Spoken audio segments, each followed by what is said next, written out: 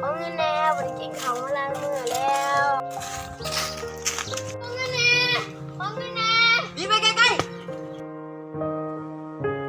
แม่เชียวไม่ไปซื้อเขา ๆตกลงมึงอยากได้เงินมึงอยากได้เขา อยากได้เงิน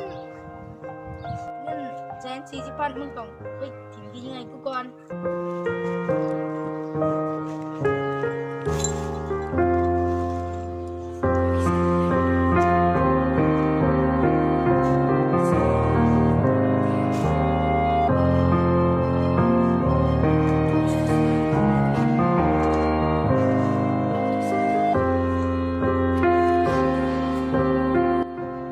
โอเคเดียวก็ใส่งานได้เนาะเอาเงิน140,000ก็ต้องเคาะเด้อสู้